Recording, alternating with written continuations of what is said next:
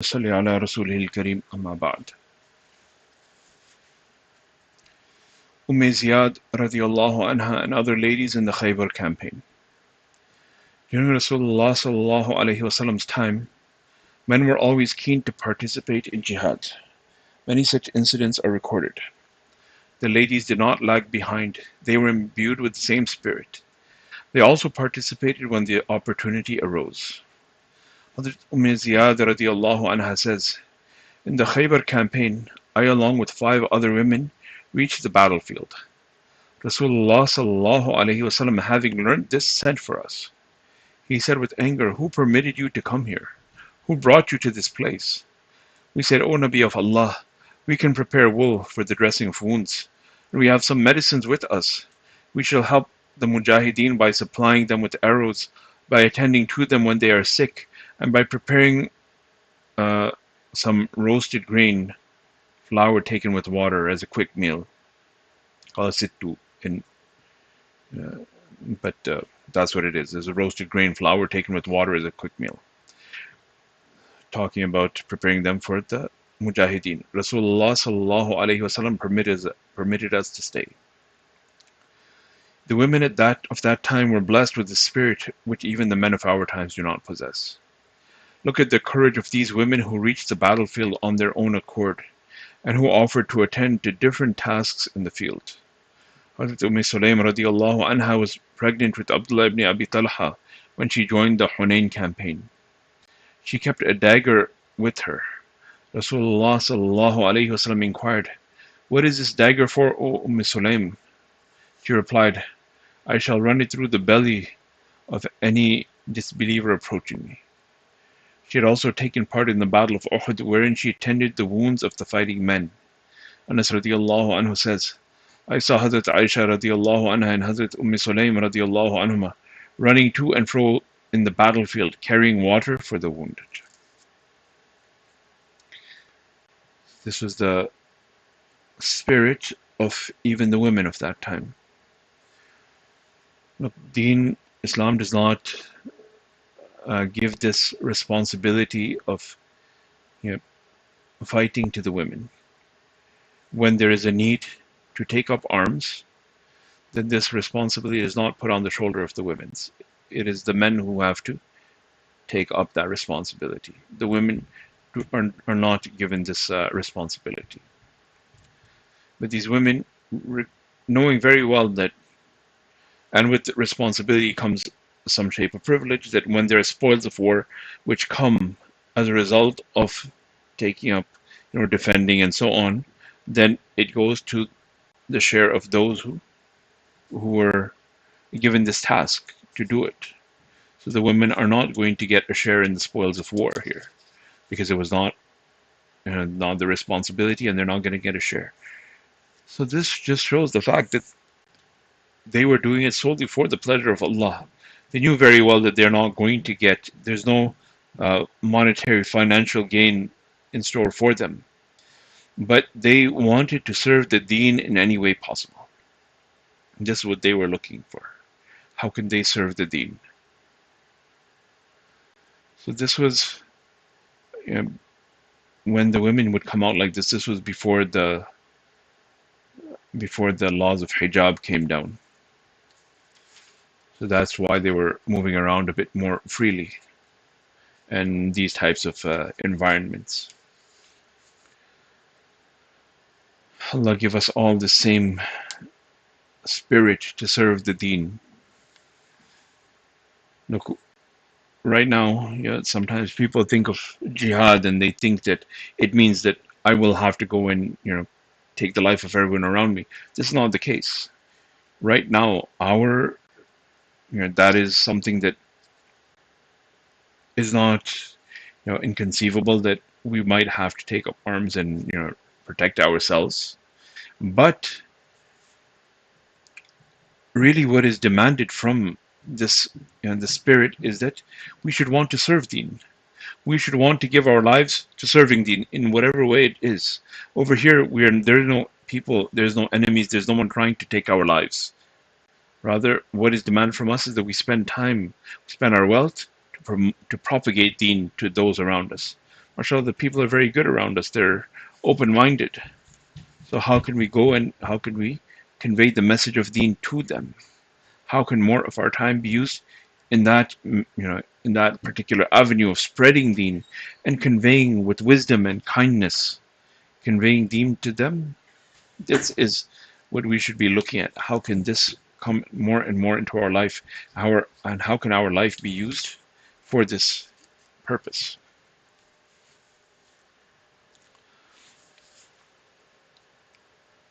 The incident of the goat's head. This is another story out of the chapter of sympathy and self-sacrifice. Sahaba radiallahu anhum.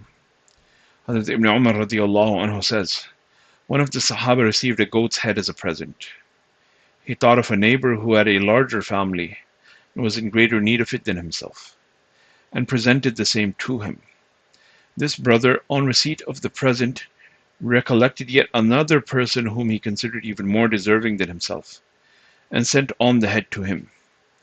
The goat's head is thus said to have changed hands no less than 7 times, and at last came back to the original person from whom the circulation had started. We learn from this incident how poor and needy the Sahaba usually were, and yet how they indeed preferred others above themselves.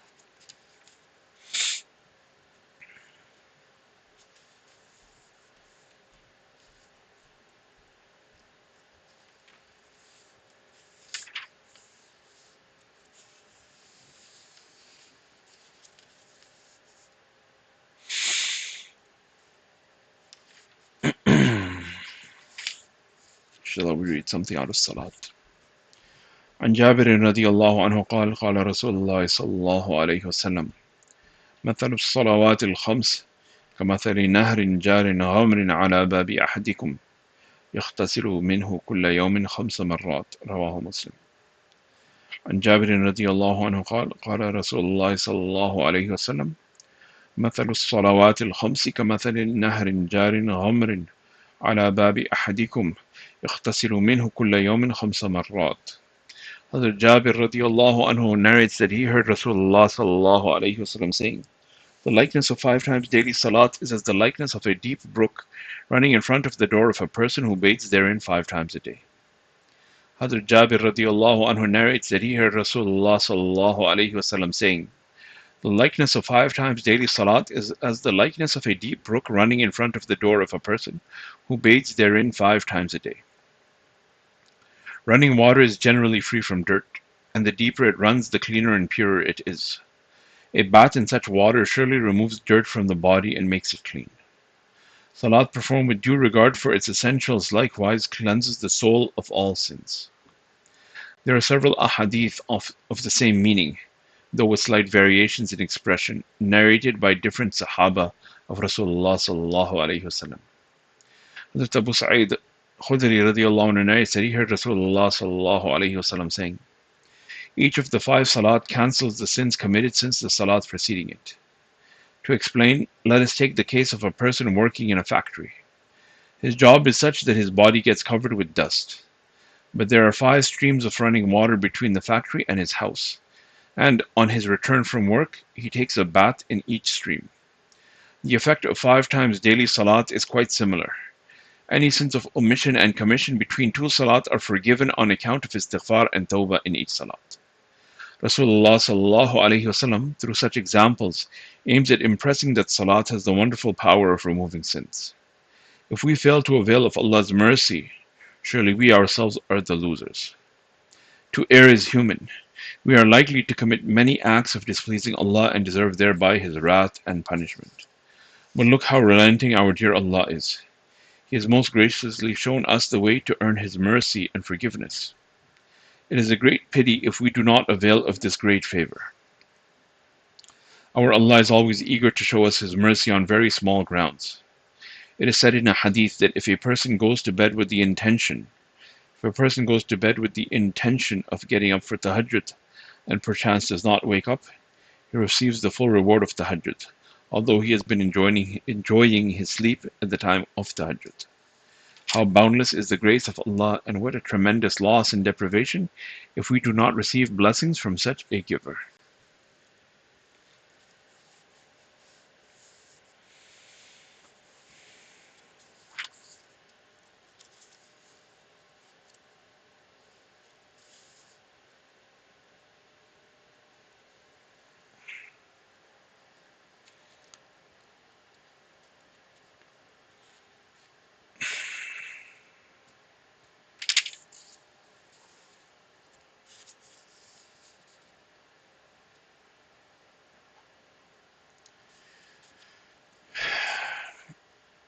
عن أبي بكر الصديق رضي الله عنه قال أيها الناس إنكم تقرؤون هذه الآية يا أيها الذين آمنوا عليكم أنفسكم لا يضركم من ضل إذا اهتديتم فإني سمعت رسول الله صلى الله عليه وسلم يقول إن الناس إذا رأوا المنكر فلم يغيروه أوشك أن يعمهم الله بإقابه.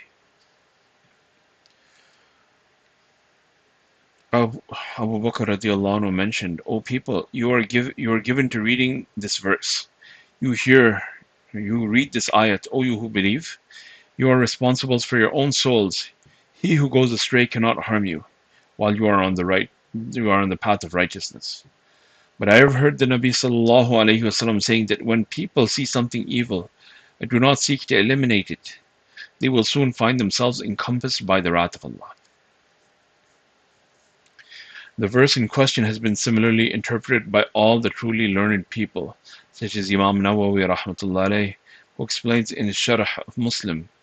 The consensus of opinion of the learned scholars regarding the meaning of this verse is that when you have performed the duty enjoined on you, the negligence of those who refuse to profit by your counsel will not harm you, as Allah Ta'ala says, وَلَا تَزِرُ وَازِرَةٌ وِزْرَ أُخْرَى. None shall carry another man's burden. Of course, of the several injunctions addressed to all, one is that regarding enforcement of good and prevention of evil. So there are certain things that we have been told to do, and amongst those things is that we have to enjoin good and forbid evil. That is one of our responsibilities. Therefore, when an individual has performed this duty and the addressee refuses to obey, the former shall not be penalized for it, because he has performed his duty of Amr bil Ma'ruf wa Nahy anil Munkar. An acceptance or rejection of it by the other party is not within his control. Allah knows best.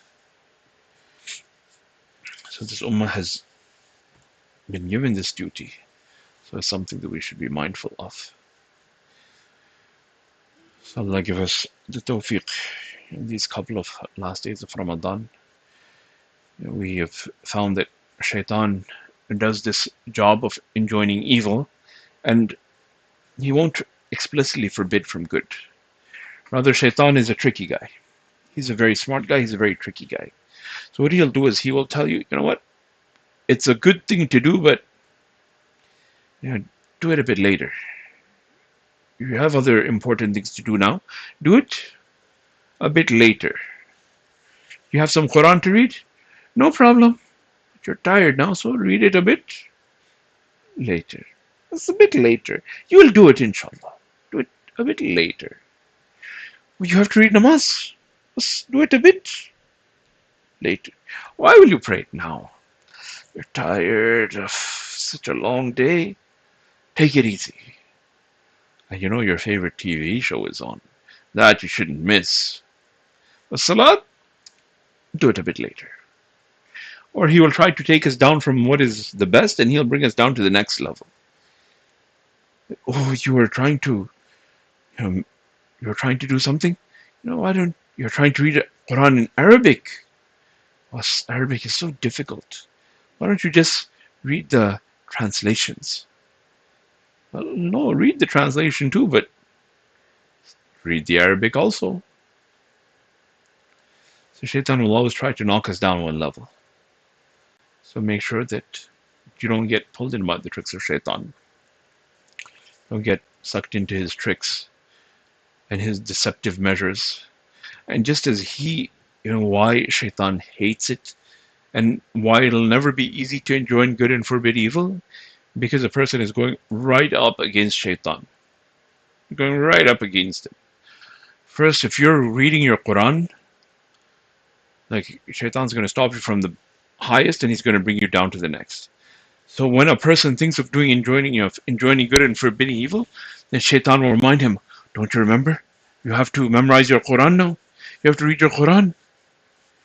Come on, do something. Your Quran is the word of Allah. Memorize it. Learn it. Do something. Why is he getting so offended? Because when you start enjoining good and forbidding evil, now you're going toe to toe with him.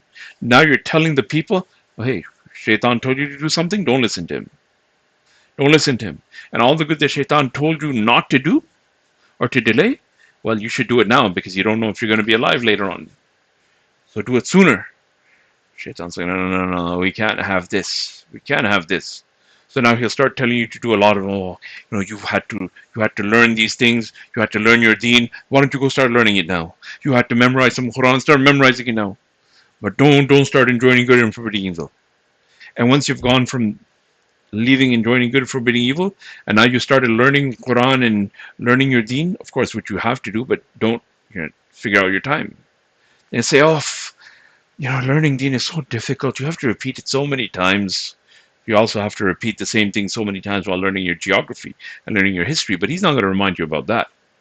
Say, oh, you have to repeat the ayat so many times. So difficult. Why don't you just go and read the translation? Just, kind of understanding high level.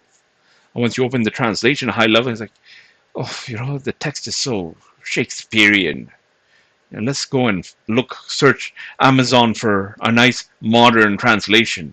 And then next thing you know, you're starting to look for gaming computers and Harry Potter and toy cars. And Khadija is having a good laugh. So, okay, and don't forget hip bones. I don't know why anyone would want a hip bone, but that's another story for another day. So, anyways, Shaitan's a tricky guy. Inshallah, Allah give us tawfiq to use our time properly in the most profitable way. And in this round of Ramadan, remaining hours, remaining days, people's hearts are soft. Shaitan is strapped, he's locked down, so he cannot cause the mischief that he would normally cause. So if we go up against him now and start enjoining good, inshallah, they will have a lot of benefit. So inshallah, give someone a call. Remind them to do something good. It'll be a reminder for yourself, a reminder for them. Allah give us all tawfiq. Subhanallah bihamdi, subhanakallah bihamdi. Nashhadu an la ilaha illa anta nastaghfiruka wa natubu ilayk. Subhana rabbika rabbil izzati amma yasifun.